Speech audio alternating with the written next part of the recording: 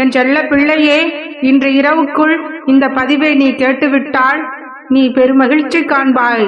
உன்னுடைய ஆசைகள் இனி எதுவுமே நிராசையாக போகாது. இத்தனை நாட்களாக நீ ஆசைப்பட்டது எதுவுமே உனக்கு கிடைக்காமல் போனது. ஆனால் அதையெல்லாம் நினைத்து இனி நீ வருத்தம் கொள்ள தேவையில்லை. உன்னுடைய ஆசைகள் அனைத்தையுமே நான் நிறைவேற்ற போகிறேன் என் தங்கமே. உன்னுடைய அத்தனை காரியங்களையும் உனக்கு முன்பாகவே நான் செய்து முடிக்கப் போகிறேன். இத்தனை நாள் வரை பல துயரங்களையும் கஷ்டங்களையும் நீ அனுபவித்து விட்டாய் என் தங்கமே. இனி உன்னை கஷ்டங்களில் இருந்து மீட்டெடுக்கப் போகிறேன் என் தங்கமே. சந்தோஷமான வாழ்க்கைக்கு உன்னை அழைத்து செல்ல போகிறேன் தங்கமே. உன்னுடைய வாழ்க்கையில் நீ கற்றுக்கொள்ள வேண்டிய முக்கியமான பாடம் அமைதியாக இருப்பதுதான். எந்த சூழ்நிலையிலும் நீ அமைதியாகவும் பொறுமையாகவும் இருந்தால் வெற்றி உன் வசம் வரும். அமைதி என்பது ஒரு மிக பெரிய கலை என் தங்கமே. உன்னுடைய தேடலையும் உன்னுடைய முயற்சியையும் ஒரு நாளும் விட்டுவிடாதே.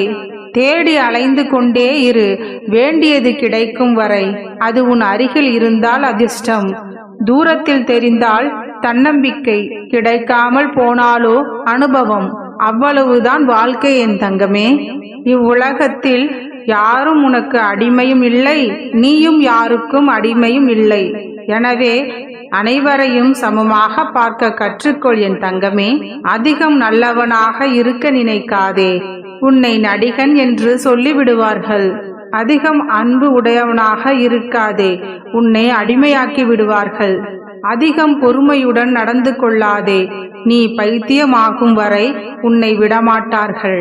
வெளிப்படையாக அனைத்து விஷயத்திலும் இருந்து விடாதே, பலர் உன்னை வெறுக்க நேரிடும். ஒருவரையும் நம்பி விடாதே, ஏமாற்றும் பலர் இருக்கின்றனர். கோபப்படாமல் இருந்து விடாதே, உன்னை ஏமாளியாக்கி விடுவார்கள். எனவே உன்னுடைய அத்தனை உணர்வுகளையும் தேவையான இடத்தில் வெளிப்படுத்தி கொண்டே இரு. அதே போல் நீ யாரையும் ஏமாற்றும் எண்ணத்தோடு பழகாதே என் தங்கமே. உறவாக இருந்தாலும் சரி, நட்பாக இருந்தாலும் சரி, உண்மையாக பழகு. உண்மை நேர்மை எல்லாம் அழியாத சொத்து.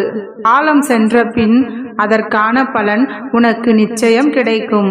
யாரையும் கஷ்டப்படுத்தி கிடைக்கின்ற சந்தோஷம் உனக்கு வேண்டாம். நீ சந்தோஷப்பட யாரையும் கஷ்டப்படுத்தவும் வேண்டாம். மன அமைதிக்காக மட்டுமே கடவுள் உறவுகளை படைத்தார். ஆனால் இன்றைய நிலையில் மனதில் நிம்மதியில்லாமல் போனதற்கு காரணமே அந்த உறவுகள்தான் என்று புலம்பி தவித்துக் கொண்டிருக்கின்றாய்.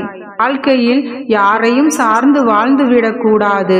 நிழல் கூட வெளிச்சம் இருக்கும் வரைதான் உன்னுடன் கூட வரும். எனவே உன்னுடைய வாழ்க்கையை நீ தைரியமாக எதிர்த்து நின்று போராடு. உனக்கு எந்த கஷ்டம் வந்தாலும் என்னிடம் முறையிடு.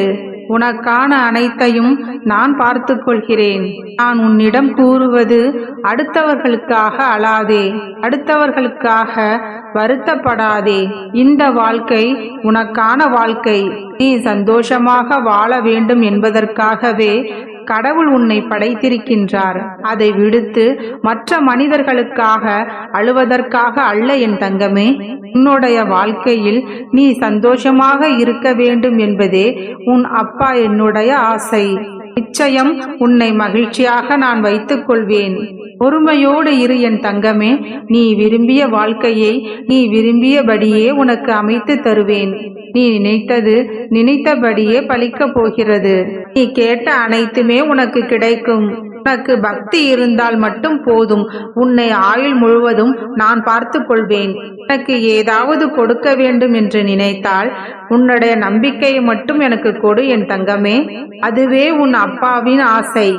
நிச்சயம் நீ ராஜயோகம் பெற்று சீரும் சிறப்புமாய் சுபிக்ஷமாய் மகிழ்ச்சியுடனும் நிம்மதியுடனும் வாழத்தான் போகிறாய். வேண்டியதை நான் உனக்கு கொடுக்க முடிவெடுத்த பிறகு அதை தடுக்க இங்கு யாருமே இல்லை என் தங்கமே. உனக்கு என்ன வேண்டுமோ அதை வாய்விட்டு என்னிடம் கேள் என் தங்கமே. நிறைவான ஆரோக்கியம் என்பது உடல் மற்றும் மனநலம் சேர்ந்ததே. உன்னுடைய கவலைகளுக்கு உன்னுடைய மனமே மருந்து. உன்னுடைய மனதை எந்த சூழ்நிலைகளிலும் தைரியமாகவும் உற்சாகமாகவும் வைத்துக்கொள். எல்லாம் நல்லதாகவே நடக்கும். இப்பொழுது உன் மனதிற்குள் ஏற்பட்டுள்ள மாற்றங்கள் உன்னை சேர்ந்தவர்களை ஆச்சரியப்பட வைத்திருக்கலாம். சிலரை மகிழ்வித்தும் வைத்திருக்கலாம். சிலரை உன்னோடு இருந்து விலகவும் செய்திருக்கலாம். இந்த மாற்றங்கள் அனைத்தும் ஒவ்வொரு காலகட்டத்திலும் என்னால் ஏற்படுத்தப்பட்டவைதான். நீ எதற்குமே காரணமல்ல. நீ நல்லவர்கள் என்று நினைத்த சில பேரின் முகமூடிகளை நான் அவிழ்த்தேன், அவ்வளவுதான். அதன் மூலம் அவர்களை விட்டு உன்னை விலக்கியும் வைத்தேன். அதே சமயத்தில் நீ உன்னுடைய மனதில் உயர்ந்த சாணத்தில் வைத்திருந்த நபர்கள் உன்னை விட்டு விலகினார்கள். நீ மனதிற்குள் மருகினாய். நான் செய்த பிழை என்ன அப்பா என்று நீ என்னிடமே கேட்டாய்.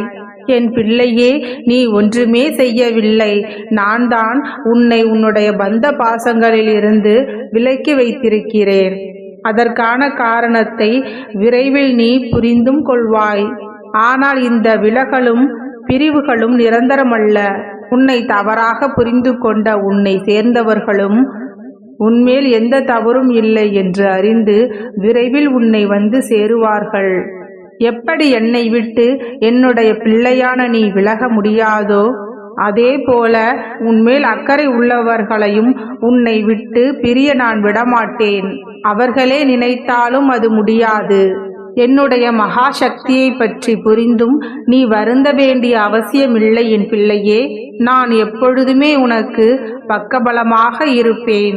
என்னை நினைத்து நீ தினமும் தியானம் செய். தியானத்தில் என்னுடைய வழிகாட்டுதல்களை நீ நிச்சயம் உணர்வாய். இந்த அப்பனின் ஆசீர்வாதத்தையும் பெறுவாய். உனக்கு வேண்டியவற்றையும் நீ என்னிடம் வேண்டியவற்றையும் உனக்கு நல்லதையும் உனக்கு நல்லது செய்பவர்களையும் எப்படி உன்னிடம் இருந்து நான் விலக்கி வைப்பேன்? பிள்ளையே, இங்கு எல்லாமே தற்காலிகம்தான். நிரந்தரம் என்பது நீ என் மீது வைத்திருக்கும் நம்பிக்கையும் பக்தியும் தான். எனவே இங்கு நீ அழுது கொண்டே இருப்பதற்கு எந்தவித பயனும் இல்லை. என் பிள்ளைக்கு எது தேவை, எது தேவையில்லை என்பது இந்த கருப்பனுக்கு நன்றாக தெரியும். உடனே நடக்க வேண்டும் என்று நீ அவசரப்பட்டால் இங்கு எதுவுமே மாறப்போவதில்லை. எந்த ஒரு செயலுக்கும் அதற்கான காரண காரியங்கள் நிச்சயம் இருக்கும். அது நிறைவேறும் தருணத்தில் கண்டிப்பாக நிறைவேறும். அதுவரை பொறுமையோடும் நம்பிக்கையோடும் காத்திருக்க வேண்டும். பொறுமைக்கும் நம்பிக்கைக்குமான பலன் நிச்சயம் உன்னுடைய கைகளில் வந்து சேரும் என் பிள்ளையே. இந்த கருப்பன் என்றுமே என் பிள்ளைகளை தீய வழிகளில் கொண்டு செல்ல மாட்டேன். அவர்களை நல்வழிப்படுத்தி அவர்களுக்கு தேவையான அறிவுரைகளை வழங்கி என்றுமே அவர்களின் வாழ்க்கையில் சிறந்த மனிதர்களாக இருக்கவே இந்த அப்பா நான் விரும்புகின்றேன். ஒருபொழுதும் தீய எண்ணங்களை உனது மனதில் புகுத்தவோ அல்லது தீய செயல்களில் ஈடுபடவோ நான் என்றுமே அனுமதிக்க மாட்டேன். என் வம்சாவளி செல்ல பிள்ளைகள் என்றுமே நல்வழி கொண்டவர்கள்தான். கனவில் கூட யாருக்கும் எவருக்கும் துரோகம் இழைக்கவோ தீங்கு செய்யவோ நினைக்காதே என் பிள்ளையே. இயன்றவரை உன்னால் முடிந்த அளவிற்கு அடுத்தவர்களுக்கு உதவி செய்து பழகு என் பிள்ளையே. இந்த அப்பாவின் ஆசையும் அதுதான். என் செல்ல பிள்ளை எப்பொழுதும் யாருக்கும் நல்லதையே நினைத்து நல்லதையே செய்து கொண்டு இருக்க வேண்டும். எல்லோருக்கும் நல்லதையே நினைக்கும் என் செல்ல பிள்ளைக்கு இனி எல்லாமே நல்லதாகவே நடக்கும். நல்லதே நினை, நல்லதே செய், நல்லதே நடக்கும். எண்ணம் போல் வாழ்க்கை. வாழ்க வளமுடன்.